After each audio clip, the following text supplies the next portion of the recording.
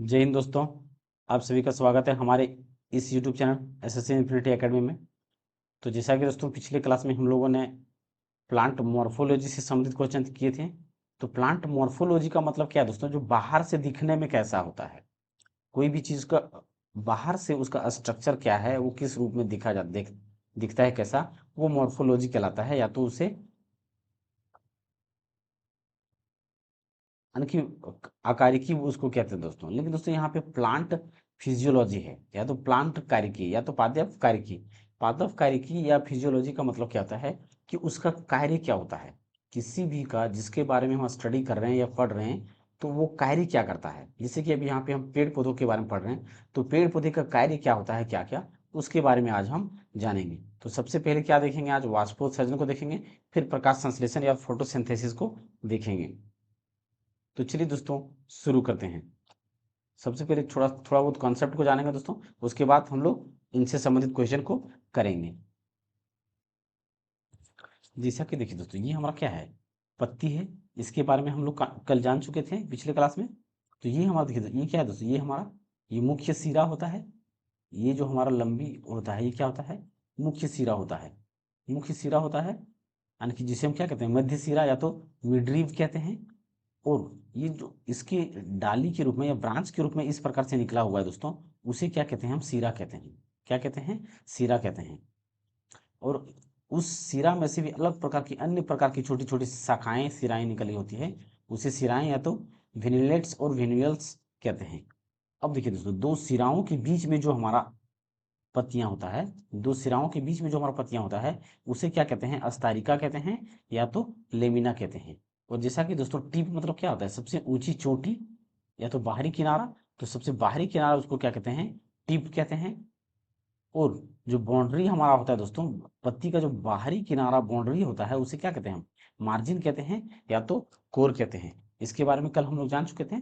अब हम दोस्तों इसके स्ट्रक्चर के बारे में देखेंगे, इसके स्ट्रक्चर के बारे में देखेंगे। कल हम लोगों ने क्या देखा था दोस्तों, ये सेम फिगर से क्वेश्चन पूछा गया था। ये जो चित्र है दोस्तों, इस डायग्राम से सेम क्वेश्चन एक पूछा गया था। इसको अरेंज करने के लिए दिया गया था कि ए बी सी करके नाम दे दिया गया था, और पूछा गया था कि कौन सा अरेंज सही है। तो यहाँ पे सबसे ये पत्ती हमारा क्या है दोस्तों, जब हम पत्ती को यहाँ से देखो बीचों बीच काटा गया है। जब पत्ती को ये बीचों बीच से काटा जाता है, और इधर से अगर हम फ्रंट से देखते हैं, अगर सामने से देखते हैं, तो ये स्ट्रक्चर इस प्रकार से कुछ दिखाई देता है। तो ये हमारा क्या है, सबसे ऊपरी सिरा हो गया, यानी कि बाह्य त्वचा हो गया, सबसे बाहरी किनारा का त्वचा। उसके अंदर में दोस्तों ये हमारा पाया जाता है, जिसमें से क्या होता है, हरितलवक या तो उसमें क्या कहते हैं, क्लोरोप्लास्ट कहते हैं। और बीच में ये गैप होता है, बीच में जो गैप होता है वो क्या कहलाता है, वायुकोश कहलाता है। क्या कहलाता है, वायुकोश कहलाता है, जो गैप होता है वो। उसके बाद दोस्तों ये हमारा क्या हो गया, अ, द्वार कोशिका हो गया, द्वार कोशिका। और ये हमारा निचली बाह्य त्वचा हो गया, निचली क्या हो गया, बाह्य त्वचा हो गया। तो इसके बारे में कल सेम क्वेश्चन पूछा गया था दोस्तों। तो इस डायग्राम को आप दिमाग में फिट करके रख सकते हैं या तो याद कर सकते हैं।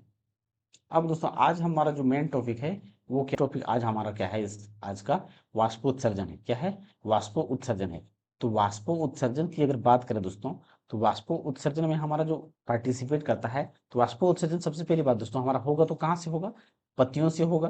कहाँ से होगा, पत्तियों से होगा। और पत्तियों में हमारा क्या पाया जाता है, ये इस प्रकार का स्टोमेटा पाया जाता है। क्या पाया जाता है, स्टोमेटा पाया जाता है या तो रंध्र पाया जाता है।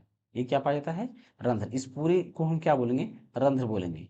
ये हमारा क्या है, खुला रंध्र है। और ये क्या है, बंद रंध्र है, क्लोज रंध्र है, या तो क्लोज स्टोमेटा है। क्या है, क्लोज स्टोमेटा है, और ये ओपन स्टोमेटा है।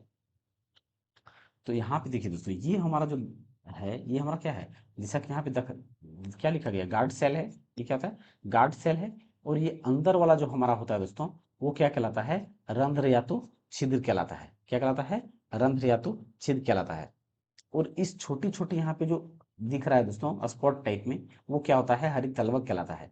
और ये जो हमारा रेड ब्राउन टाइप में ये दिख रहा है, ये क्या है, हमारा केंद्रक या तो न्यूक्लियस है।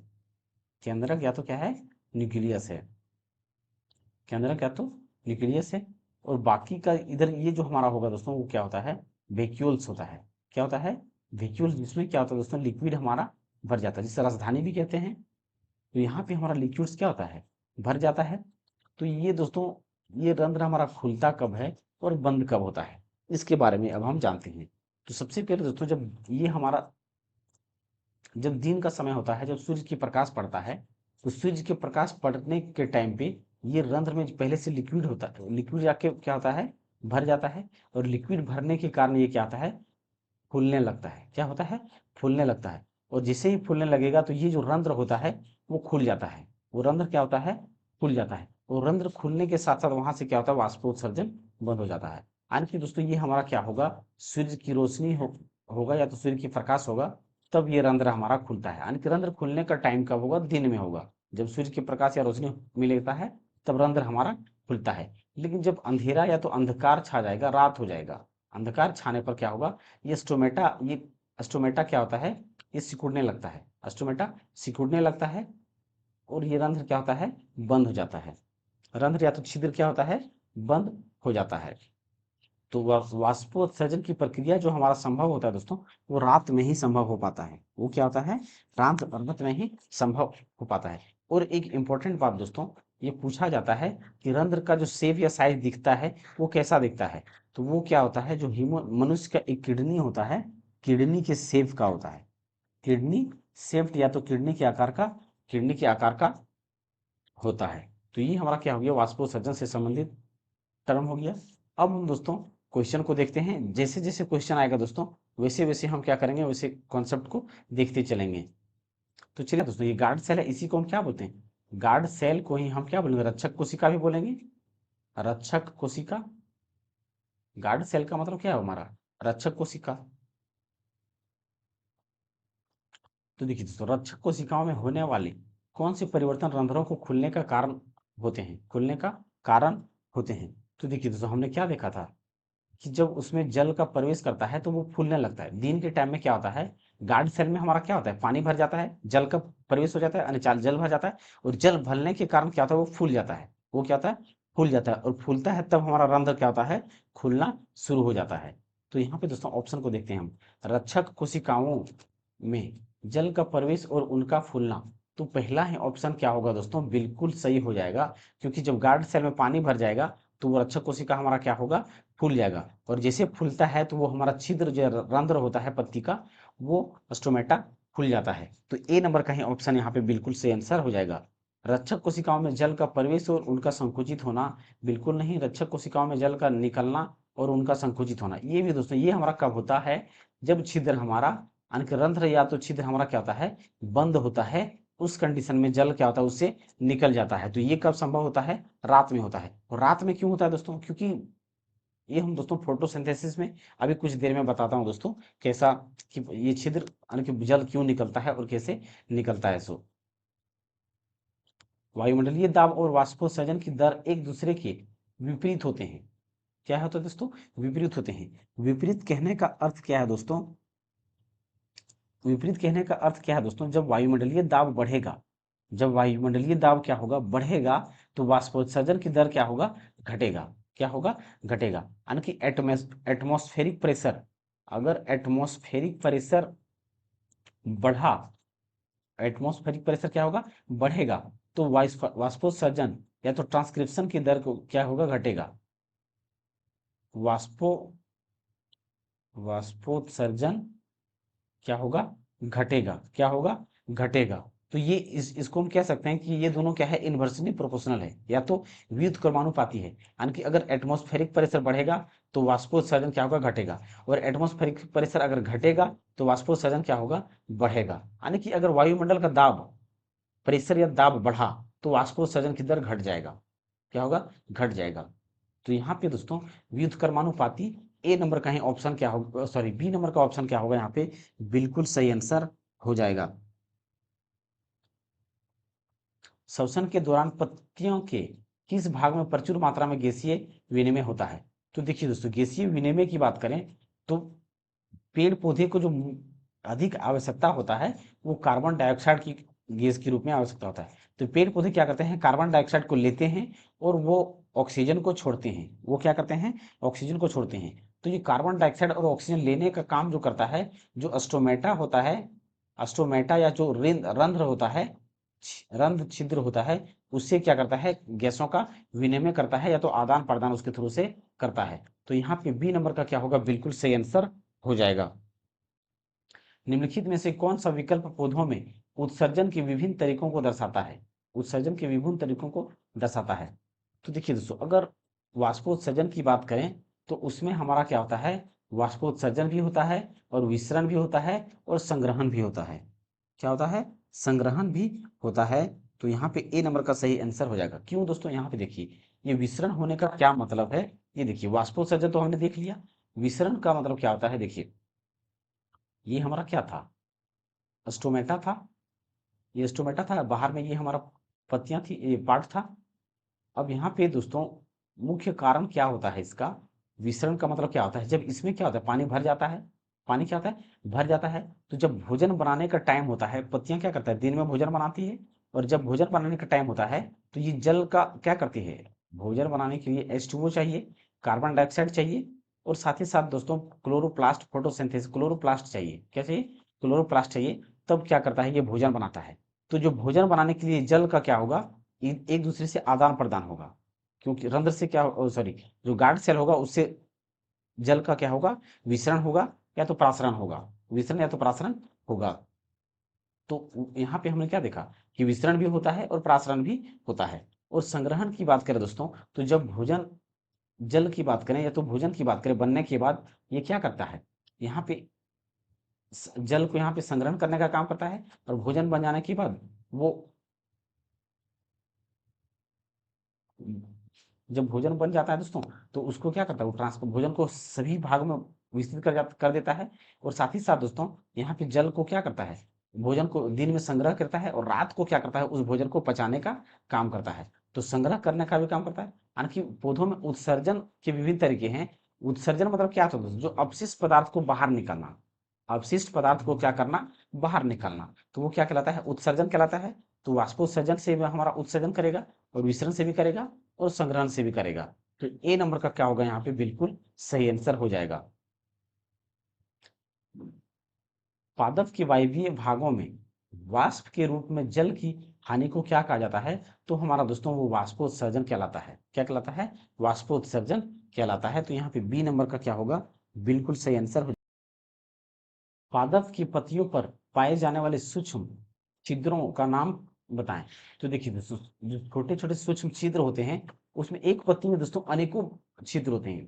क्या होते हैं, अनेकों छिद्र होते हैं। और उस छिद्र का काम क्या है दोस्तों, हमने देख लिया, गैसों का विनिमय करना और वाष्पोत्सर्जन की प्रक्रिया को कंप्लीट करना। तो उसे हम क्या कहते हैं, रंध्र कहते हैं या तो स्टोमेटा कहते हैं। तो यहाँ पे सी नंबर का क्या होगा, बिल्कुल सही आंसर हो जाएगा। गार्ड कोशिकाएं किस प्रक्रिया में शामिल होती हैं, तो गार्ड कोशिकाएं क्या देखा दोस्तों हम लोगों ने, वो वाष्पोत्सर्जन प्रक्रिया में शामिल होते हैं। तो यहाँ पे ए नंबर का क्या होगा, बिल्कुल सही आंसर हो जाएगा। निम्न में से कौन सा पादपों में तापमान नियमन में मदद करता है, तापमान नियमन में मदद करता है, तो वो हमारा दोस्तों वाष्पोत्सर्जन में मदद करता है, वाष्पोत्सर्जन के माध्यम से मदद करता है। अब ये वाष्पोत्सर्जन से दोस्तों तापमान का नियमन, यानी कि तापमान को कंट्रोल करने का काम करता है। नियमन करने का मतलब क्या है, कंट्रोल करने का काम करता है। तो जैसे देखिए दोस्तों, अगर वाष्पोत्सर्जन की बात करें तो ये टेम्परेचर हमारा क्या होता है, जब बढ़ जाता है, तो टेम्परेचर बढ़ने के बाद जो पत्तियों में पानी स्टोर होता है, जल स्टोर होता है, वो क्या करता है, वो गर्म हो जाता है, और गर्म होने के कारण जो गार्ड सेल होता है या तो फिर रक्षक कोशिका होता है पत्ती का, वो फूलने लगता है। क्या होता है, फूलने लगता है, और रंध्र के माध्यम से वो गर्म हो जाने के कारण रंध्र के माध्यम से वाष्प के थ्रू से वो जल बाहर निकल जाता है, जिससे क्या होता है, पेड़ों को ठंडक महसूस होती है। तो वो हमारा यहाँ पे क्या है, यानी कि उसको तापमान नियंत्रण में हेल्प करता है वाष्पोत्सर्जन। तो ए नंबर का यहाँ पे बिल्कुल सही आंसर हो जाएगा। वाष्पोत्सर्जन इनमें से मुख्यतः किस स्थल पर नहीं होता है, स्थल पर नहीं होता है। देखिए दोस्तों, अगर हम वाष्पोत्सर्जन की बात करें तो वात रंध्र भी हमारा क्या है, पत्ती का रंध्र से जो साइड में कोशिकाएं पाई जाती हैं उसे वात रंध्र कहते हैं। और रंध्र तो हम जानते हैं दोस्तों, रंध्र से तो होता ही है। उप त्वचा, ऊपरी त्वचा जो होता है पत्तियों का, वहां से भी वाष्पोत्सर्जन होता है। तो यहाँ पे दोस्तों जो अंत कोशिकीय अंतराल होते हैं, यानी कि गैप होता है, अंतर कोशिकीय यानी कि वायवीय गैप हमने देखा दोस्तों, हमने क्या देखा था, वायवीय गैप था, वायवीय गैप था, जो उस वायवीय गैप में दोस्तों बिल्कुल वाष्पोत्सर्जन या तो क्या होता है, सॉरी, वाष्पोत्सर्जन वहां पे नहीं होता है। तो यहाँ पे ए नंबर का ही ऑप्शन क्या होगा, बिल्कुल सही आंसर हो जाएगा, जहां से वाष्पोत्सर्जन नहीं होगा। जैसे कि देखिए दोस्तों, यहाँ पे ये हमारा क्या है, कोशिकाएं हैं, और ये बीच में गैप है, तो गैप में हमारा वाष्पोत्सर्जन कहाँ से होगा, यहाँ से बिल्कुल गैप से नहीं होगा। हार्ड कोशिकाओं में डैश प्रवाहित होने पर वे फूल जाते हैं। तो क्या होता है दोस्तों, उसमें पानी का प्रवाहित होता है, क्या होता है, पानी का प्रवाहित होता है, जिसकी वजह से क्या होता है, वो कोशिकाएं फूल जाती है, क्या होती है, फूल जाती है। तो यहाँ पे सी नंबर का क्या होगा, बिल्कुल सही आंसर हो जाएगा। पौधे पौधे डैश द्वारा अतिरिक्त जल से छुटकारा पाते हैं। तो वो हमारा क्या है दोस्तों, वाष्पोत्सर्जन है। वाष्पोत्सर्जन डैश के द्वारा होता है, तो रंध्र के द्वारा होता है। पौधों में जल वाष्प के रूप में जल की हानि को क्या कहा जाता है, तो वो वाष्पोत्सर्जन कहलाता है। देखिए दोस्तों, यहाँ पे एक ही क्वेश्चन को तीन चार तरीके से घुमा सकता है। पहला पूछ देगा कि जल वाष्प के रूप में जल की हानि को क्या कहते हैं, दूसरा कहेगा कि जल को जल मतलब पत्तियों द्वारा जल को छुटकारा पाने से उसे क्या कहते हैं। यानी कि घुमा फिरा के वही क्वेश्चन पूछ सकता है, बाकी आंसर उसका क्या होने वाला है, वाष्पोत्सर्जन ही होने वाला है। पौधों की पत्तियों में मौजूद रंध्रों के माध्यम से होने वाले जल की हानि को क्या कहा जाता है, तो उससे वाष्पोत्सर्जन कहा जाता है। वन डैश द्वारा वातावरण में नमी को बढ़ाते हैं, नमी को बढ़ाते हैं। तो नमी को बढ़ाने का क्या मतलब है दोस्तों, वाष्पोत्सर्जन के कारण क्या होता है, वाष्पोत्सर्जन के कारण। तो सी नंबर का क्या होगा, यहाँ पे सही आंसर हो जाएगा। डैश परिस्थितियों में वाष्पोत्सर्जन कम हो जाता है, वाष्पोत्सर्जन कम हो जाता है। तो हमने क्या देखा था दोस्तों, प्रेशर जो होता है, इन जब प्रेशर बढ़ता है तो वाष्पोत्सर्जन क्या होता है, घटता है। वाष्पोत्सर्जन क्या होता है, घटता है। वाष्पोत्सर्जन क्या होता है, घटता है। तो यहाँ पे क्या बोला गया है, वाष्पोत्सर्जन कम हो जाएगा। तो वाष्पोत्सर्जन हमारा कम होगा, कब होगा, जब जब ताप सॉरी, जब प्रेशर या तो दाब क्या होगा, बढ़ जाएगा। दाब क्या होगा, बढ़ जाएगा। और जब दाब बढ़ जाएगा, तो दाब बढ़ने का मतलब क्या है दोस्तों, जब दाब बढ़ेगा तो नमी भी हमारा क्या होगा, उस टाइम में वातावरण का उच्च होगा। नमी यानी कि परिसर बढ़ने के कारण क्या होता है, वाष्पोत्सर्जन घट जाता है। और परिसर परिसर जैसे बढ़ जाएगा, तो उसमें क्या होगा, उच्च आर्द्रता आ जाएगा, यानी कि वातावरण में क्या होगा, नमी बढ़ जाएगा। नमी क्या होगा, पहले से होगा, नमी क्या होगा, पहले से होगा। परिसर जब अगर अगर दबाव बढ़ा है, वातावरण का बढ़ गया, तो उस टाइम क्या होगा, दबाव बढ़ने के कारण उच्च आर्द्रता होगा, यानी कि वातावरण में क्या होगा, पहले से नमी ज्यादा मौजूद होगा, जिसकी वजह से क्या होगा, वाष्पोत्सर्जन कम होगा, वाष्पोत्सर्जन कम होगा। तो यहाँ पे हम कह सकते हैं कि pressure is directly proportional to उच्च आर्द्रता, और pressure is inversely proportional to वाष्पोत्सर्जन। तो यहाँ पे वाष्पोत्सर्जन कम कब होगा, जब प्रेशर बढ़ जाएगा तब, या तो वातावरण की उच्च आर्द्रता होगा तब। तो यहाँ पे सी नंबर का क्या होगा, बिल्कुल सही आंसर हो जाएगा। तो दो चीज याद रखना दोस्तों, कि वाष्पोत्सर्जन कम हमारा तब हो सकता है जब उच्च आर्द्रता होगा, या तो प्रेशर, या तो वायुमंडल का दाब बढ़ा होगा। और वायुमंडल का दाब बढ़ा है मतलब आर्द्रता क्या होगा, उच्च होगा।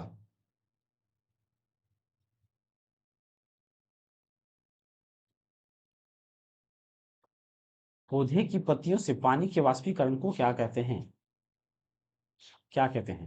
तो देखिए दोस्तों, पौधे से पानी के पत्तियों को वाष्पीकरण को क्या कहते हैं, उसे ट्रांसपैरेशन कहते हैं। क्या कहते हैं, ट्रांसपैरेशन कहते हैं। तो ट्रांसफेरेंस यहाँ पे ट्रांसपैरेशन यहाँ पे क्या होगा, बिल्कुल सही आंसर हो जाएगा। पौधों में डैश अवशोषण और ऊपरी गतिविधियों में जड़ों से पत्तियों तक पानी और खनिजों के संचरण में मदद करता है, संचरण में मदद करता है। तो वो हमारा क्या है दोस्तों, वाष्पोत्सर्जन होता है। क्या होता है, वाष्पोत्सर्जन होता है। तो यहाँ पे दोस्तों डी नंबर का क्या होगा, बिल्कुल सही आंसर हो जाएगा। अब हम दोस्तों प्रकाश संश्लेषण या फोटोसिंथेसिस से संबंधित क्वेश्चन को करेंगे। उससे पहले दोस्तों हम प्रकाश संश्लेषण के बारे में थोड़ा सा जान लेते हैं। यहाँ पे क्या है दोस्तों, सबसे पहले देखिए यहाँ पे क्या है, फोटो। फोटो मतलब क्या होता है दोस्तों, प्रकाश होता है। फोटो मतलब क्या होता है, प्रकाश। और सिंथेसिस का मतलब क्या होता है, कोई किसी का निर्माण करना। किसी का निर्माण करना या तो बनाना, किसी को निर्माण करना या तो बनाना। तो पेड़ पौधे द्वारा प्रकाश के माध्यम से हरितलवक उपस्थिति के कारण भोजन का निर्माण करना, वो क्या कहलाता है? प्रकाश संश्लेषण कहलाता है। क्या कहलाता है? प्रकाश संश्लेषण कहलाता है। यानी कि दोस्तों मुख्य रूप से हम बात करें, पेड़ पौधे क्या कर रहे हैं? प्रकाश संश्लेषण में अपना भोजन तैयार करते हैं। क्या करते हैं? अपना भोजन तैयार करते हैं। तो भोजन तैयार करने के लिए दोस्तों उसमें क्या क्या प्रोसेस होता है उसके बारे में थोड़ा सा हम जानते हैं। देखिए तो सबसे पहले हम फोटोसिंथेसिस की बात करें दोस्तों, तो यहाँ पे हमारा होता क्या है, जैसे कि ये हमारा क्या हो गया? पेड़ हो गया। तो पेड़ होता है तो भोजन बनाने के लिए हमें क्या चाहिए? सबसे पहले हमारा क्या चाहिए? भोजन बनाने के लिए H2O जल चाहिए। क्या चाहिए? जल चाहिए। तो जल हमारा दोस्तों ये कहाँ से प्राप्त होगा? अगर जल की बात करें तो जल या तो पानी हमारा कहाँ से प्राप्त होगा? तो जल हमारा कहाँ से जाएगा दोस्तों? जड़ के थ्रू से जो जाइलम ऊतक होता है हमारा, जाइलम ऊतक होता है वो क्या करता है? पानी को अवशोषित कर करके भूमि से क्या करता है? जल को अवशोषित करके क्या ले जाता है? पत्तियों तक ले जाता है। क्या करता है? वो पत्तियों तक ले जाता है। तो जल हमारा कहाँ से मिल गया? जल हमारा भूमि से मिल गया, जल के माध्यम से जो जाइलम की थ्रू से आता है। और भोजन बनाने के लिए दोस्तों मुख्य आवश्यकता क्या होता है? कार्बन डाइऑक्साइड का। क्या होता है? कार्बन डाइऑक्साइड का। और कार्बन डाइऑक्साइड की बात करें दोस्तों तो कार्बन डाइऑक्साइड हमारा वायुमंडल में क्या है? बहुत सारी उपस्थित है। कार्बन डाइऑक्साइड क्या है? वायुमंडल में हमारा क्या है? बहुत सारे है जो रंध्र के माध्यम से क्या करता है? इस कार्बन डाइऑक्साइड को अवशोषित करता है। क्या करता है? अवशोषित करता है। अब कार्बन डाइऑक्साइड को कहाँ से ले लिया? वायुमंडल से ले लिया। यानी कि कार्बन डाइऑक्साइड कहाँ से ले लिया? वायुमंडल से ले लिया। और वायुमंडल से लेने के बाद अब हम इसमें क्या चाहिए? पत्तियों में क्या होता है? हमारा क्लोरोफिल होता है। पत्तियों में क्या होता है दोस्तों? क्लोरोफिल होता है। क्लोरोफिल या तो जिसे हम क्या कहते हैं? हरित लवक कहते हैं। हरित लवक। और हरित लवक क्या है? एक पिगमेंट है। पिगमेंट है जो भोजन बनाने में मदद करता है। और ये हरित लवक क्या है? ग्रीन कलर का होता है, पत्तियों में पाया जाता है।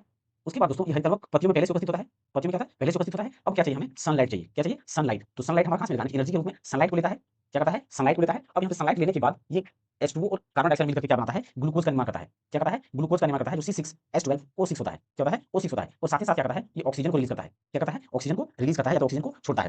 तो दोस्तों यहाँ पे एक चीज समझ सकते हैं, जो ऑक्सीजन है, ऑक्सीजन पेड़ पौधे के लिए क्या हो गया? अपशिष्ट पदार्थ हो गया। लेकिन कार्बन डाइऑक्साइड क्या हो गया? उसके लिए आवश्यक हो गया। पेड़ पौधे के लिए कार्बन डाइऑक्साइड क्या हो गया? आवश्यक हो गया भोजन बनाने के लिए। लेकिन ऑक्सीजन पेड़ पौधे के लिए क्या हो गया? अपशिष्ट पदार्थ हो गया। जिस प्रकार हम लोग के लिए पसीना या कार्बन डाइऑक्साइड जो होता है वो अपशिष्ट पदार्थ होता है, लेकिन पेड़ पौधे के लिए वो कार्बन डाइऑक्साइड पोषक के रूप में उसको भोजन बनाने के लिए इस्तेमाल करता है, लाभदायक होता है। और ऑक्सीजन क्या होता है? अपशिष्ट पदार्थ होता है। अगर हम दोस्तों इसे संतुलित करने का काम करेंगे तो यहाँ पे 6 से मल्टीप्लाई करेंगे, फिर 6 से यहाँ मल्टीप्लाई और फिर 6 से यहाँ पे मल्टीप्लाई करेंगे, तो ये इक्वेशन हमारा क्या हो जाएगा? संतुलित हो जाएगा। क्या हो जाएगा? संतुलित हो जाएगा। तो ये हमारा दोस्तों इक्वेशन हो गया फोटोसिंथेसिस का, जो भोजन बनाने का काम करता है। जब ये दोस्तों ग्लूकोज हमारा भोजन बन जाएगा तो ग्लूकोज को वो क्या करेगा? यानी कि भोजन को पूरे पौधे के हर एक भाग में, फ्लोएम के थ्रू से क्या करेगा? पहुंचाने का काम करेगा। पहुंचाने का क्या करेगा? काम करेगा। तो यहाँ पर दोस्तों हमारा फोटोसिंथेसिस का कांसेप्ट इतना ही अधिकतर पूछा जाता है। अगर और आगे आएगा कांसेप्ट तो उसके बारे में हम जानेंगे। तो चलिए दोस्तों क्वेश्चन को हम देखते हैं प्रकाश संश्लेषण से संबंधित का। तो प्रकाश संश्लेषण के उत्पादों को पत्तियों से पौधे के अन्य भागों में किसके माध्यम से ले जाया जाता है? इन भागों में किसके माध्यम से ले जाया जाता है?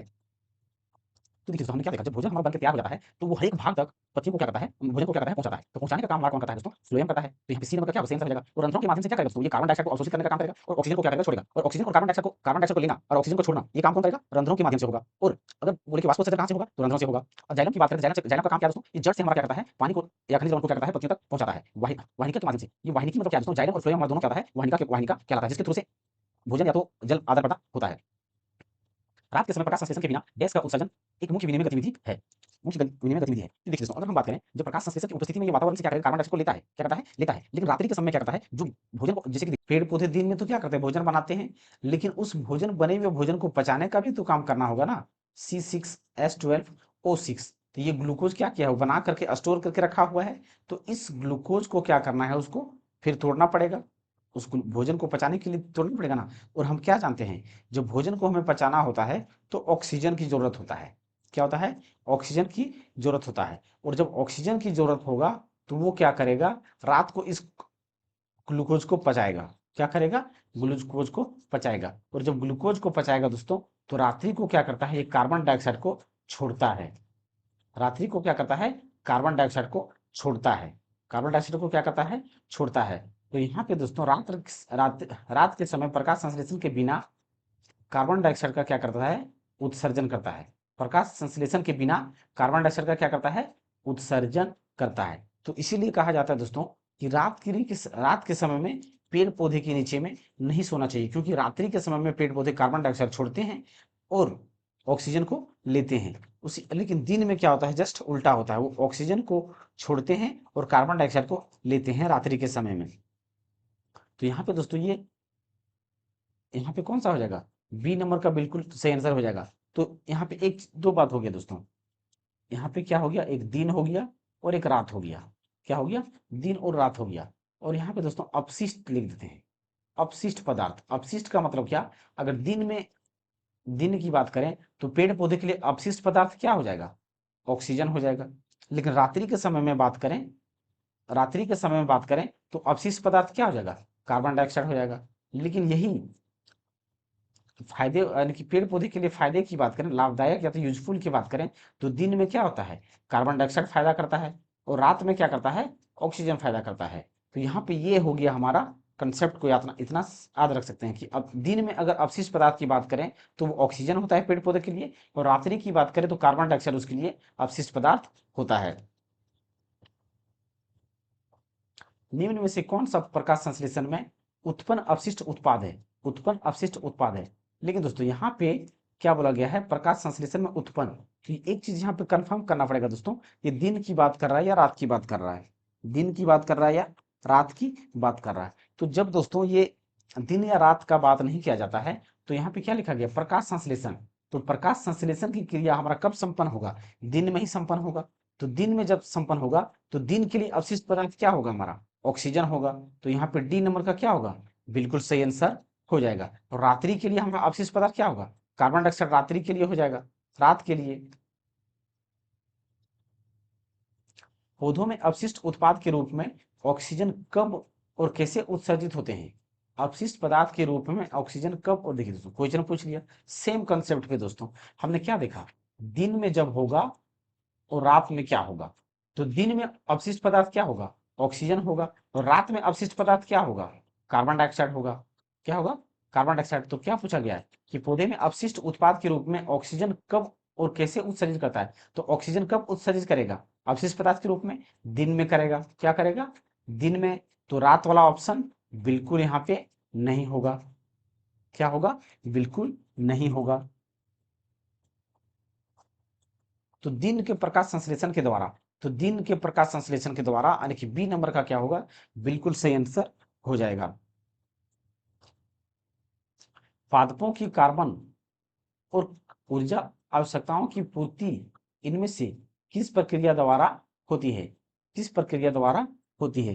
तो देखिए दोस्तों हम क्या जानते हैं, जब प्रकाश संश्लेषण हम करते हैं तो दिन में हमारा क्या लेते हैं, कार्बन डाइऑक्साइड लेते हैं, और साथ ही साथ ऑक्सीजन सॉरी कार्बन डाइऑक्साइड और कार्बन डाइऑक्साइड लेते हैं, साथ ही साथ क्या करते हैं, जल का अवशोषण जमीन से होता है। तो ये हमारा कार्बन डाइऑक्साइड और ऊर्जा आवश्यकताओं की पूर्ति कैसे होगा, फोटोसिंथेसिस होगा। यानी कि भोजन को दोस्तों निर्माण करेंगे तभी तो हम खाना खाएंगे, और भोजन नहीं बनाएंगे तो खाना कैसे खाएंगे। तो प्रकाश संश्लेषण से पहले भोजन बनाएगा, तो भोजन से ही हमारा ऊर्जा प्राप्त होता है। तो भोजन से ऊर्जा प्राप्त करने के लिए क्या करना पड़ेगा, प्रकाश संश्लेषण करना पड़ेगा। तो यहाँ पे डी नंबर का क्या होगा, ऑप्शन बिल्कुल सही आंसर हो जाएगा। प्रकाश संश्लेषण के संबंध में इनमें से कौन सा कथन गलत है, कौन सा कथन गलत है। यहाँ पे दोस्तों गलत के बारे में पूछा गया है। इसका अर्थ ये हुआ कि तीन ठो कथन क्या होगा हमारे लिए सही होगा, और जो गलत कथन होगा वो हमारा सही आंसर हो जाएगा। तो प्रकाश संश्लेषण में जल के अणुओं का हाइड्रोजन और ऑक्सीजन में विभक्त होना शामिल है। तो बिल्कुल दोस्तों हम क्या जानते हैं, जब हमारा जल के अणु H2O होता है, तो ये H2O और कार्बन डाइऑक्साइड के साथ मिल करके क्या करता है, कार्बन डाइऑक्साइड के मिलने के बाद C6O6H12 और कार्बन डाइऑक्साइड के रूप में सॉरी ऑक्सीजन के रूप में वो क्या करता है, जेनरेट करता है। तो हाइड्रोजन से ऑक्सीजन हमारा क्या हो रहा है, अलग हो रहा है, टूट रहा है। बिल्कुल क्या हो रहा है, अलग हो रहा है, विभक्त हो रहा है या टूट रहा है। तो ये पहला कथन क्या है, बिल्कुल सही बताया गया है। प्रकाश संश्लेषण पर्णरहित द्वारा प्रकाश ऊर्जा के अवशोषण में संबंधित है। तो देखिए दोस्तों बिल्कुल पर्णरहित मतलब क्या हो गया, पर्णहरित, पर्णहरित मतलब क्या हो गया, क्लोरोफिल। तो क्लोरोफिल की उपस्थिति के कारण ही क्या होता है, उसमें प्रकाश ऊर्जा के अवशोषण में संबंधित होता है। तो ये भी कथन क्या है दोस्तों, बिल्कुल सही बताया गया है। प्रकाश संश्लेषण में कार्बन डाइऑक्साइड का कार्बोहाइड्रेट में ऑक्सीकरण होता है। तो कार्बन डाइऑक्साइड का दोस्तों कार्बोहाइड्रेट में बिल्कुल नहीं टूटता है, बिल्कुल नहीं। कार्बोहाइड्रेट में हमारा क्या होता है, C6H12O6 होता है। ये ग्लूकोज हमारा क्या है, कार्बोहाइड्रेट का फॉर्म है। तो ये ग्लूकोज हमारा कार्बोहाइड्रेट में चेंज होता है, क्या होता है, चेंज होता है। तो ये कार्बन डाइऑक्साइड नहीं चेंज होता है। तो ये बी सी नंबर का कथन क्या है, गलत है। प्रकाश संश्लेषण प्रकाश ऊर्जा के रासायनिक ऊर्जा में परिवर्तन से संबंधित है। तो बिल्कुल सही दोस्तों, प्रकाश संश्लेषण में क्या है, जो प्रकाश ऊर्जा हमारा आता है वो रासायनिक ऊर्जा में परिवर्तित होता है। तो जैसा कि हम जानते हैं दोस्तों, जो C6H12 ये सब क्या है, हमारा सब रासायनिक ही तो है, केमिकल फॉर्मूला ही तो है। तो ये केमिकल प्रोसेस से होता है। तो ये भी कथन क्या है, सही है। तो यहाँ पे जो गलत कथन कहा गया है कौन सा है, सी नंबर का क्या है, बिल्कुल गलत कथन है। तो सी नंबर का ही क्या होगा, बिल्कुल सही आंसर हो जाएगा।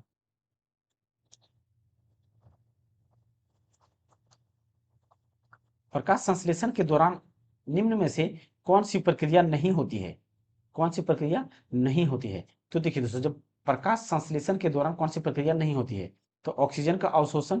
तो पहला ही ऑप्शन यहाँ पे दोस्तों बिल्कुल सही हो जाएगा, क्योंकि ऑक्सीजन का अवशोषण नहीं होता है, बल्कि कार्बन डाइऑक्साइड का अवशोषण होता है। क्या होता है? कार्बन डाइऑक्साइड का अवशोषण होता है। तो ए नंबर का ही क्या होगा, बिल्कुल सही आंसर हो जाएगा। प्रकाश संश्लेषण की प्रक्रिया के दौरान निम्नलिखित में से किसका उत्पादन अवशिष्ट उत्पाद के रूप में होता है? तो देखिए दोस्तों, प्रकाश संश्लेषण की प्रक्रिया के दौरान, तो जब प्रकाश संश्लेषण होता है तो कब होता है हमारा? दिन में होता है। क्या होता है? दिन में होता है। तो दिन में अवशिष्ट पदार्थ क्या हो गया? ऑक्सीजन हो गया। और रात में अवशिष्ट पदार्थ क्या हो गया? कार्बन डाइऑक्साइड हो गया। तो यहाँ पे ऑक्सीजन क्या हो जाएगा? अवशिष्ट पदार्थ। बी नंबर का क्या होगा यहाँ पे? बिल्कुल सही आंसर हो जाएगा। निम्न में से कौन सी घटना दिन के समय के दौरान पादपों में होने वाली एक प्रमुख घटना है? तो ऑक्सीजन का मुक्त होना। बिल्कुल ए नंबर का ही आंसर क्या हो जाएगा? सही हो जाएगा। कार्बन कार्बन मोनोऑक्साइड की तो दोस्तों कहीं बात ही नहीं है, प्रकाश संश्लेषण में उसमें कार्बन मोनोऑक्साइड की बात ही नहीं है, तो ये भी नहीं होगा। और O3 को क्या कहते हैं दोस्तों? हम ओजोन गैस बोलते हैं। क्या कहते हैं? ओजोन गैस बोलते हैं। तो ये तो दोस्तों संभव ही नहीं है। तो यहाँ पे क्या होगा? भी कार्बन मोनोऑक्साइड तो होता है, लेकिन ये रात्रि के समय में मुक्त करता है। तो ए नंबर का क्या होगा यहाँ पे? बिल्कुल सही आंसर हो जाएगा। प्रकाश संश्लेषण के दौरान डैश से जल के 6 गुना बनते हैं, 6 गुना बनते हैं। प्रकाश संश्लेषण के दौरान डैश से जल के 6 अणु बनते हैं। तो देखिए दोस्तों, हमने क्या देखा? कार्बन मोनोऑक्साइड, और साथ ही साथ क्या चाहिए? जल चाहिए। तब हमारा क्या बनता है? C6H12O6। और साथ ही साथ हमारा क्या बनता है दोस्तों? ऑक्सीजन को क्या करता है? रिलीज करता है। तो वहां पे दोस्तों पीछे हमने शायद यहाँ पे 6 लिख दिया था, तो 6 नहीं दोस्तों, यहाँ पे 6 कार्बन डाइऑक्साइड और 12 जल की आवश्यकता होता है। कितना? 12 जल की आवश्यकता होता है। और यहाँ पे 6 की आवश्यकता होता है। ये 6 ऑक्सीजन को क्या करता है? रिलीज करता है। तो यहाँ पे दोस्तों 12H2O, 12H2O क्या होगा? बिल्कुल सही आंसर होगा। तो बी नंबर का क्या होगा यहाँ पे दोस्तों? बिल्कुल सही आंसर हो जाएगा। पीछे हमने दोस्तों यहाँ पे 6 बताया है, तो उसे आप देख लीजिएगा थोड़ा सा, यहाँ पे 12 होगा। शोषण की दर और प्रकाश संश्लेषण की दर से अधिक होने से पौधे पर क्या प्रभाव पड़ेगा? इसका मतलब क्या है दोस्तों? कि भोजन बन कितना रहा है? भोजन कम बन रहा है। भोजन कम बन रहा है और खपत क्या हो रहा है? अधिक हो रहा है। खपत क्या हो रहा है? अधिक हो रहा है। खपत क्या हो रहा है? अधिक हो रहा है। तो प्रकाश संश्लेषण का की दर का मतलब क्या है? दर से अधिक, यानी कि प्रकाश संश्लेषण क्या हो रहा है? कम हो रहा है। प्रकाश संश्लेषण अगर कम हो रहा है तो भोजन का निर्माण यानी कि कम हो रहा है। तो भोजन का निर्माण कम हो रहा है या प्रकाश संश्लेषण की दर कम हो रहा है?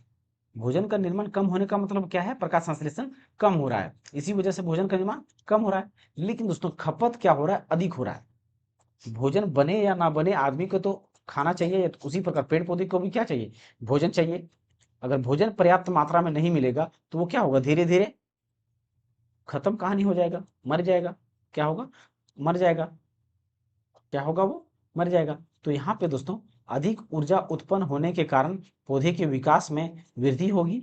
तो यहाँ पे दोस्तों अधिक ऊर्जा उत्पन्न होने से पौधों के विकास होगा, ये कथन क्या है? सही है। लेकिन यहाँ पे क्या पूछा गया हमें? शोषण की दर बढ़ने से क्या होगा? जब प्रकाश संश्लेषण की दर कम हो जाएगा।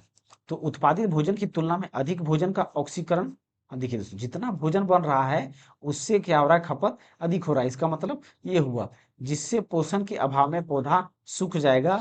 तो यहाँ पे बी नंबर का ही क्या होगा दोस्तों? बिल्कुल सही आंसर हो जाएगा। क्या होगा? बिल्कुल सही आंसर हो जाएगा।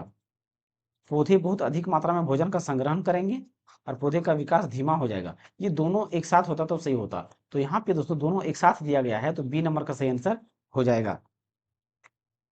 प्रकाश संश्लेषण के दौरान उत्पन्न होने वाला गैसीय अवशिष्ट उत्पाद हमारा क्या है? ऑक्सीजन है। क्योंकि प्रकाश संश्लेषण कब होगा? दिन में। और दिन में पेड़ पौधे के लिए अवशिष्ट पदार्थ क्या है? ऑक्सीजन है। तो बी नंबर का क्या होगा यहाँ पे? बिल्कुल सही आंसर हो जाएगा।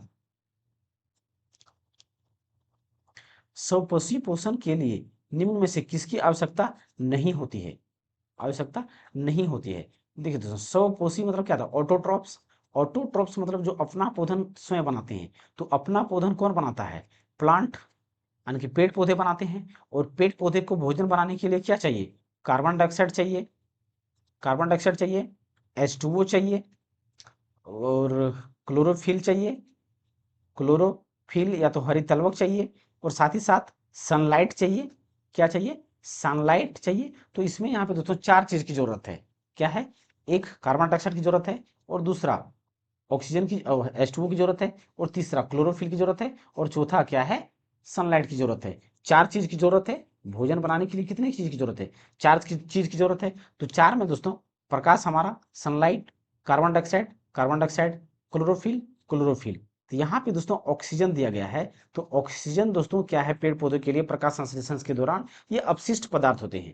तो स्वपोषी के लिए, भोजन बनाने के लिए ऑक्सीजन की आवश्यकता नहीं होती है। तो ए नंबर का ही क्या होगा यहाँ पे? सही आंसर हो जाएगा।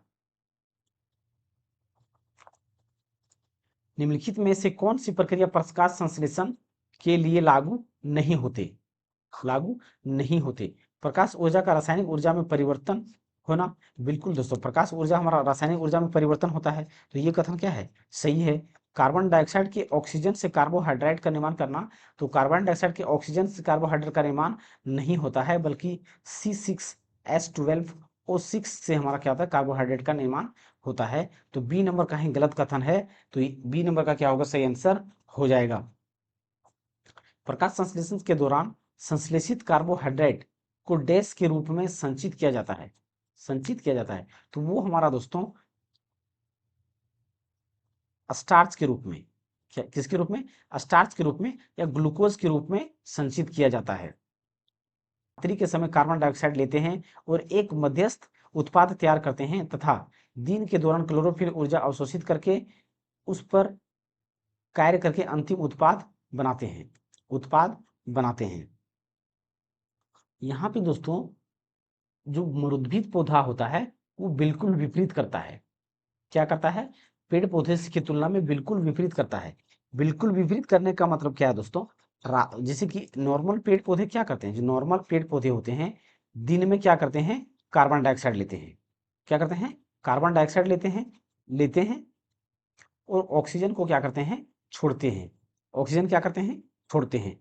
लेकिन ऑक्सीजन को क्या करते हैं? छोड़ते हैं। लेकिन रात्रि में ये पेड़ पौधे, या रात में या रात्रि में क्या करते हैं?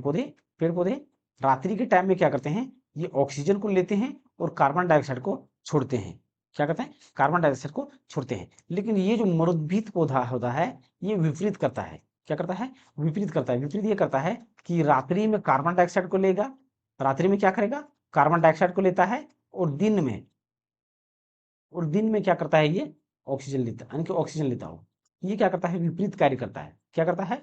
विपरीत कार्य करता है। तो यहाँ पे बी नंबर का क्या होगा? बिल्कुल सही आंसर हो जाएगा। उस भौतिक रासायनिक प्रक्रिया का नाम बताइए जिसके द्वारा पौधे प्रकाश ऊर्जा को रासायनिक ऊर्जा में परिवर्तित करते हैं। परिवर्तित करते हैं। तो देखिए दोस्तों, हम क्या जानते हैं? प्रकाश संश्लेषण से वो क्या है? प्रकाश संश्लेषण से, जिसके थ्रू से क्या करते हैं? पेड़ पौधे भोजन बनाते हैं। तो वो हमारा यहाँ पे क्या होगा? डी नंबर का क्या होगा? बिल्कुल सही आंसर हो जाएगा। निम्न में से कौन से घटक प्रकाश संश्लेषण के लिए आवश्यक है? प्रकाश संश्लेषण के लिए आवश्यक है। ऑक्सीजन, जल, ऑक्सीजन तो बिल्कुल नहीं जरूरत है दोस्तों। प्रकाश संश्लेषण में क्या हमें ऑक्सीजन चाहिए। कार्बन डाइऑक्साइड, जल, ऑक्सीजन। ऑक्सीजन तो ऑक्सीजन बिल्कुल नहीं चाहिए।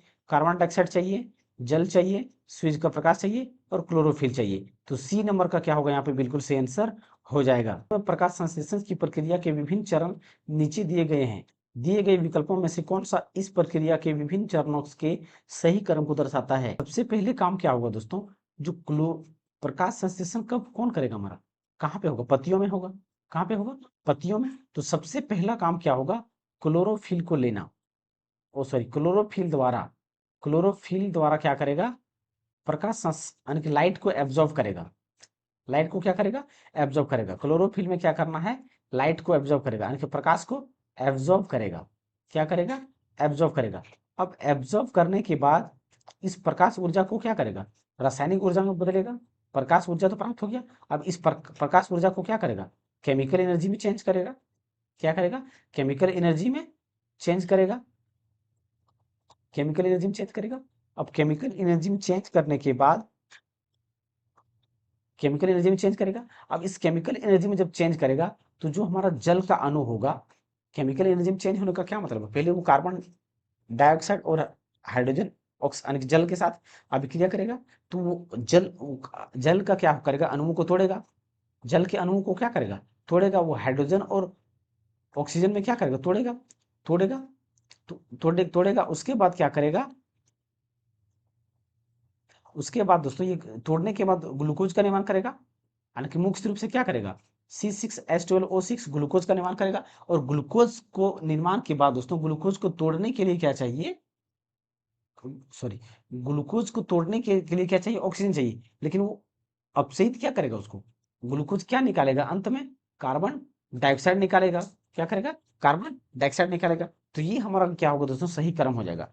पहले क्या होगा, क्लोरोफिल द्वारा प्रकाश एनर्जी का अवशोषण करना, तो क्लोरोफिल द्वारा प्रकाश एनर्जी का अवशोषण करना, यानी कि सबसे पहले क्या होगा, सी होगा। तो यहाँ पे दोस्तों डायरेक्ट आंसर एक ही ऑप्शन पहला सी से शुरू है, तो सी नंबर का ऑप्शन डायरेक्ट आंसर दे सकते हैं। फिर यहाँ पे क्या हो गया, सी से, यानी कि ये हमारा एक नंबर पे हो जाएगा, और दो नंबर पे क्या होगा, बी का हो जाएगा, क्योंकि ये क्लोरोफिल से प्रकाश एनर्जी को अब्सॉर्ब करेगा और प्रकाश को क्या करेगा, फिर केमिकल में चेंज करेगा।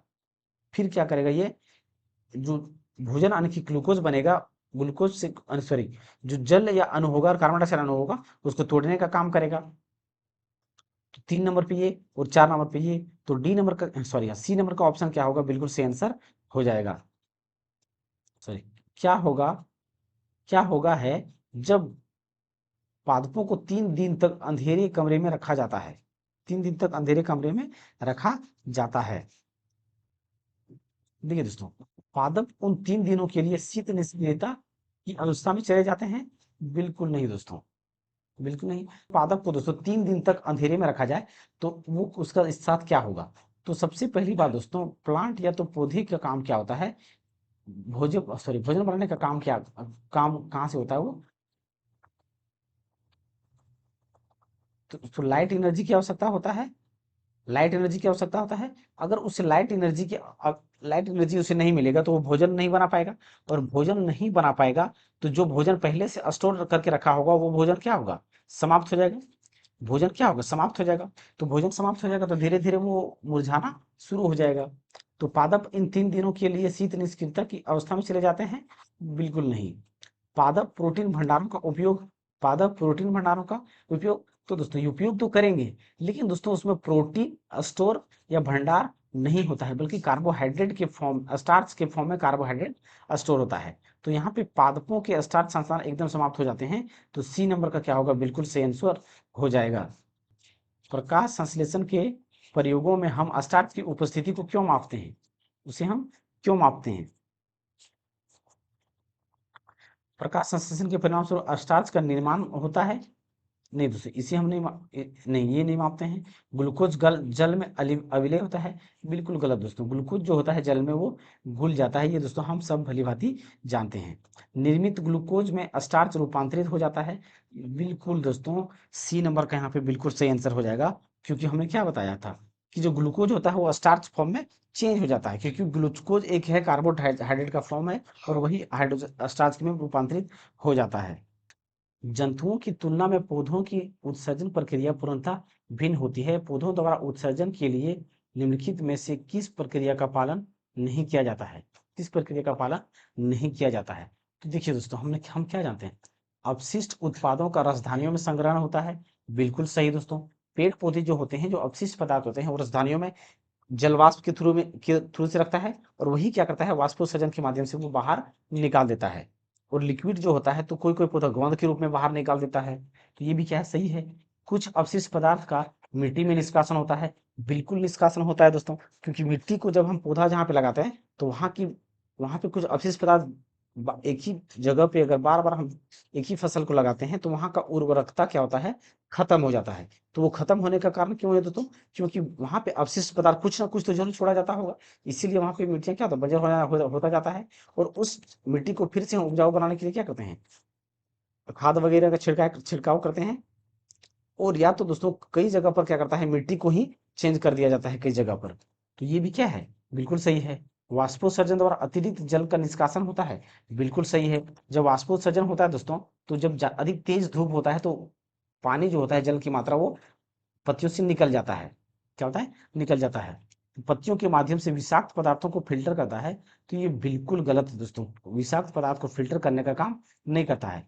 हालांकि मनुष्य में क्या करता है, जो विषाक्त पदार्थ होता है वो किडनी वगैरह द्वारा फिल्टर किया जाता है मनुष्यों या जंतुओं में। तो यहाँ पे डी नंबर का क्या है, जो पालन नहीं करता है पेड़ पौधे, तो डी नंबर का क्या होगा, सही आंसर हो जाएगा।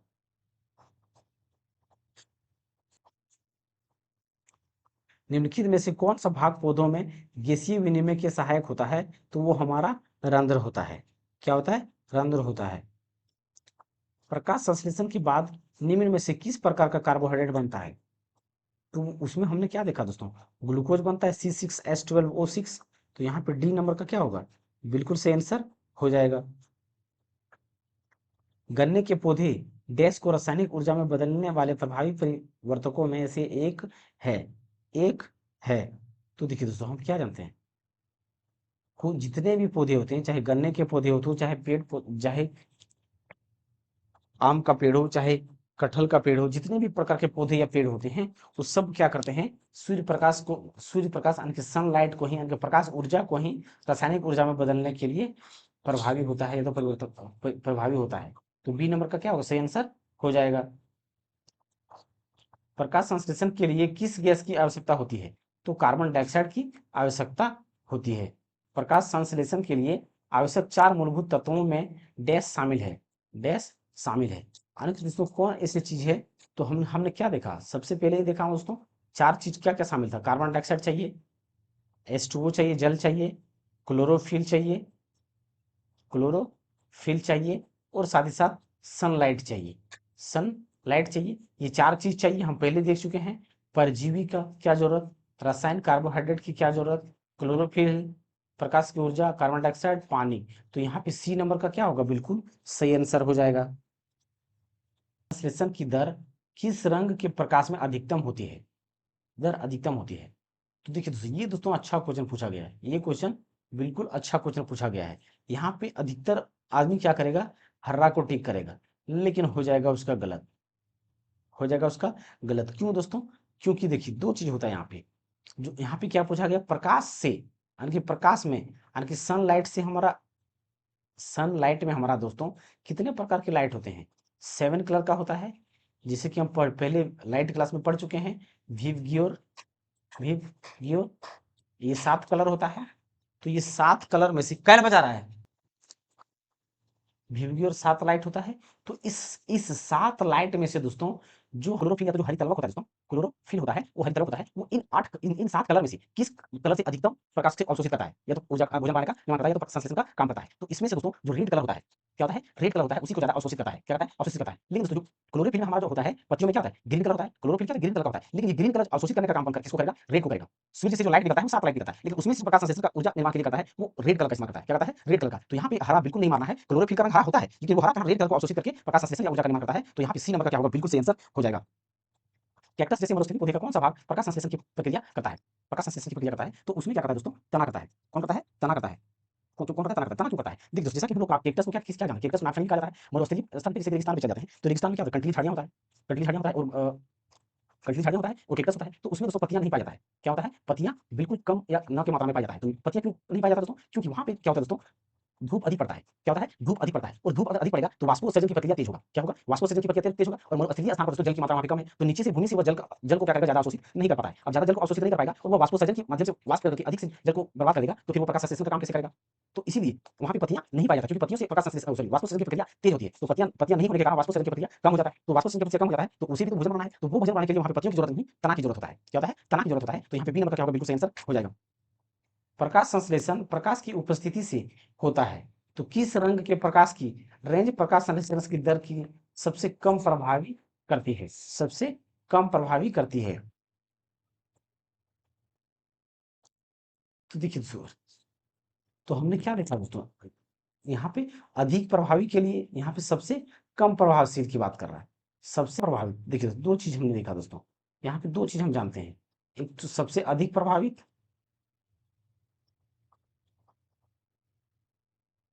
सबसे अधिक प्रभावित। तो सबसे अधिक प्रभावित हमारा सनलाइट में कौन था, रेड कलर का था, या तो लाल था। लेकिन अगर सबसे कम प्रभावित की बात करें, सबसे कम प्रभावित, सबसे कम प्रभावित की बात करें तो वो हमारा क्या होता है, हरा कलर होता है। हरा कलर क्यों होता है दोस्तों, कि क्योंकि हरा कलर जो होता है हरितलवक में पेड़ पौधा में ऑलरेडी प्रेजेंट होता है, पहले से ही क्या होता है, उपस्थित होता है। तो हरा कलर की उसे जरूरत होता ही नहीं है, पेड़ पौधे को सनलाइट से हरा लाइट की जरूरत होता ही नहीं है। तो सबसे अधिक प्रभावित कौन करता है, रेड करता है, और सबसे कम प्रभावित की बात करें तो वो हरा कलर करता है। तो सी नंबर का क्या होगा यहाँ पे बिल्कुल सही आंसर हो जाएगा। इनमें से कौन सी अधिकांश कोशिकीय प्रक्रियाओं के लिए ऊर्जा मापन की इकाई है, ऊर्जा मापन की इकाई है। तो देखिए दोस्तों, हम पहले जानते हैं कि जो एटीपी था, जिसे हम क्या कहते हैं, एडिनोसाइन ट्राइफॉस्फेट, एडिनोसाइन ट्राइफॉस्फेट, और एक क्या होता है दोस्तों, एडीपी। इसमें टी से क्या होता है, ट्राई होता है, और इसमें डाई, डी से डाई होता है। ये एडिनोसाइन डाइफॉस्फेट है और ये एडिनोसाइन ट्राइफॉस्फेट है। ये क्या है, ट्राइफॉस्फेट है। और इसे क्या, एटीपी को क्या कहता है दोस्तों, एनर्जी करेंसी भी कहा जाता है। क्या कहा जाता है, एनर्जी करेंसी भी कहा जाता है। तो यहाँ पे ए नंबर का क्या होगा, बिल्कुल सही आंसर हो जाएगा। पौधों में ऊर्जा का अंतिम स्रोत क्या होता है, पौधों में ऊर्जा का अंतिम स्रोत क्या होता है, तो वो हमारा दोस्तों यहाँ पे सूर्य का प्रकाश होता है। क्या होता है, सूर्य का प्रकाश होता है, जिसकी वजह से क्या करते हैं, जिसकी वजह से हम खाना बना पाते हैं। तो यहाँ पे डी नंबर का क्या होगा, बिल्कुल सही आंसर हो जाएगा।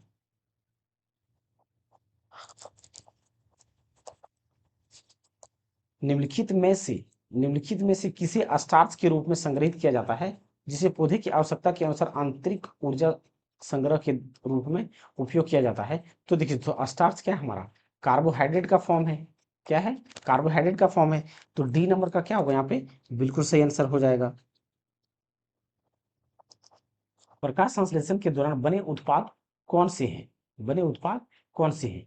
तो देखिए दोस्तों, ग्लूकोज बनता है, बिल्कुल बनता है, ऑक्सीजन बनता है। ये दो चीज तो हम दोस्तों बिल्कुल कंफर्म जानते हैं कि ये बनता है, ग्लूकोज और ऑक्सीजन बनता ही बनता है।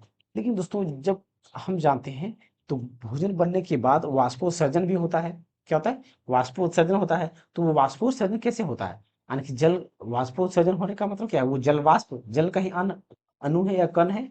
तो यहाँ पे जल का भी निर्माण करता है। क्या करता है, निर्माण क्या करता है, जल का निर्माण करता है। तो तीनों यहाँ पे यानी कि ए बी यानी सॉरी, तीनों यहाँ पे सही हो जाएगा, ग्लूकोज जल ऑक्सीजन, तीनों क्या हो जाएगा, सही हो जाएगा।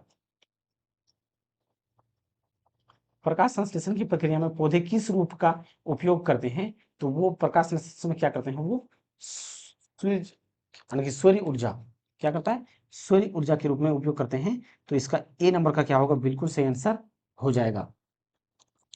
प्रकाश संश्लेषण पौधे के किस भाग में होता है, तो पौधे के दोस्तों पत्ती और क्लोरोप्लास्ट की मौजूदगी वाले अन्य भागों में होते हैं। तो यहाँ पे बी नंबर का क्या होगा, बिल्कुल सही आंसर हो जाएगा। डैश परपोषित पोषण की एक पद्धति नहीं है, परपोषित पोषण की एक पद्धति नहीं है। परपोषित का मतलब क्या है दोस्तों, दूसरे पर डिपेंडेंट होना, दूसरे पर क्या होता है, डिपेंडेंट होना। तो परजीवी मतलब क्या, पैरासाइट्स, मतलब जिसके ऊपर रहेगा उसी को खाएगा। और प्राणी यानी कि दूसरे को क्या करेगा, दूसरे पर डिपेंडेंट है ये। और मृतोपोषित मतलब, मृतोपोषित मतलब कि जो कोई जीव जंतु मर जाता है उस पे वो अपना भोजन उससे प्राप्त करते हैं। डिकम्पोजर जिसे कहते हैं दोस्तों। तो यहाँ पे दोस्तों स्वचालित, स्वचालित हमारा कौन करता है, स्वचालित यानी कि अपना भोजन खुद बनाने का काम कौन करता है, जिसे ऑटोट्रॉफ कहते हैं। तो वो हमारा पेड़ पौधे होते हैं। तो यहाँ पे सी नंबर का क्या होगा, बिल्कुल सही आंसर हो जाएगा, जो परपोषित यानी कि दूसरे पर डिपेंडेंट नहीं है, दूसरे पर डिपेंडेंट नहीं है। निम्नलिखित में से कौन सी प्रक्रिया कार्बन डाइऑक्साइड वातावरण से हटाती है, तो वो हमारा दोस्तों प्रकाश संश्लेषण प्रक्रिया है, प्रकाश संश्लेषण प्रक्रिया है। प्रकाश संश्लेषण की प्रक्रिया में जारी होने वाला ऑक्सीजन कहाँ से आता है, तो देखिए दोस्तों, हम क्या जानते हैं, जैसे कि हमारा कार्बन डाइऑक्साइड हो गया, क्या हो गया, कार्बन डाइऑक्साइड, और ये क्या हो गया, H2O हो गया। और ये हमारा क्या निर्माण करता है, C6H12O6 का निर्माण करता है, साथ ही साथ ये ऑक्सीजन। तो ये ऑक्सीजन कहाँ से आता है, ये ऑक्सीजन कहाँ से आता है, तो देखिए दोस्तों, ये कार्बन डाइऑक्साइड हमारा ये C6H12O6 में चला जाता है। और जो हाइड्रोजन यानी कि जल जो होता है वो H2O और O2 में टूटता है। क्या होता है, टूटता है या अपघटन होता है, तो वो कहाँ से आता है, जल से आता है, या H2O या तो पानी से आता है। तो यहाँ पे डी नंबर का ऑप्शन बिल्कुल सही आंसर हो जाएगा। फोटोसिंथेसिस के किस स्तर पर ग्लूकोज का निर्माण होता है, किस स्तर पर होता है। तो ये दोस्तों अच्छा क्वेश्चन पूछा गया है, ये क्या है, क्वेश्चन अच्छा पूछा गया है। तो वो हमारा क्या होता है दोस्तों, अगर फोटोसिंथेसिस की बात करें तो ये किसने ये दिया था, ये प्रक्रिया जो दिया था वो किसने दिया था, वो किसके द्वारा दिया गया था, केल्विन साइकिल के द्वारा। तो यहाँ पे केल्विन साइकिल यानी कि बी नंबर का ऑप्शन क्या होगा, बिल्कुल सही आंसर हो जाएगा। डैश फाइटोक्रोम का एक प्रशांत रूप है, प्रशांत रूप है। तो देखिए दोस्तों फाइटोक्रोम की बात करें तो इससे, देखिए दोस्तों फाइटोक्रोम की बात करें तो फाइटोक्रोम क्या है, एक एक पिगमेंट के रूप में कार्य करता है। क्या करता है, पिगमेंट के रूप में कार्य करता है, जो प्रकाश ऊर्जा को अवशोषित करने का काम करता है। क्या करता है, अवशोषित करने का काम करता है। तो वो हमारा क्या है, ये पी P660 यानी कि P660 क्या है, एक फाइटोक्रोम का प्रशांत रूप है। तो ए नंबर का क्या होगा, बिल्कुल सही आंसर हो जाएगा। निम्नलिखित में से कौन सा प्रकाश संश्लेषण के लिए आवश्यक नहीं है, आवश्यक नहीं है, तो ऑक्सीजन की आवश्यक नहीं है। तो सी नंबर का क्या होगा, सही आंसर हो जाएगा। प्रकाश संश्लेषण के लिए आवश्यक नहीं है तो ऑक्सीजन की आवश्यकता नहीं है। प्रकाश संश्लेषण की प्रक्रिया में मदद करने के लिए हरी पत्तियों में कौन सा पदार्थ मौजूद होता है, तो क्लोरोफिल, क्लोरोफिल मौजूद होता है। तो यहाँ पे डी नंबर का क्या होगा, सही आंसर हो जाएगा। यहाँ पे दोस्तों देखिए, ये गलती से क्लोरोफॉर्म को मार नहीं देना, क्योंकि क्लोरोफॉर्म एक दवा होता है जिससे लोगों को सुंघाने के बाद वो बेहोश किया जाता है। पौधों में शर्करा का सामान्य प्रवाही रूप है। देखिए दोस्तों प्रवाही रूप का अर्थ अलग होता है। देखिए पहले ये निर्माण क्या करता है, C6H12O6 का क्या करता है, निर्माण करता है। क्या करता है, निर्माण करता है। लेकिन शर्करा के रूप में जो सामान्य इसका इस ग्लूकोज को टूटता है और किसमें बनता है, वो सुक्रोज को बनाता है। क्या करता है, सुक्रोज बनाता है। यानी कि C12H22O11 में क्या करता है, ट्रांसफर करता है, जिसे क्या कहते हैं हम, सुक्रोज कहते हैं। क्या कहते हैं, सुक्रोज कहते हैं। तो सी नंबर का क्या होगा यहाँ पे, बिल्कुल सही आंसर हो जाएगा। तो आज के हमारे दोस्तों इतने सवाल थे, इतने सवाल थे। तो आई होप दोस्तों आप सभी को ये वीडियो हेल्पफुल हुआ होगा या लाभदायक हुआ होगा। तो दोस्तों अगर आपको ये वीडियो हेल्पफुल या लाभदायक हो रहा है तो दोस्तों हमारे इस चैनल को सब्सक्राइब करें अगर आप नए हैं तो, और दोस्तों के साथ शेयर करें। थैंक यू दोस्तों, मिलते हैं अगली क्लास में।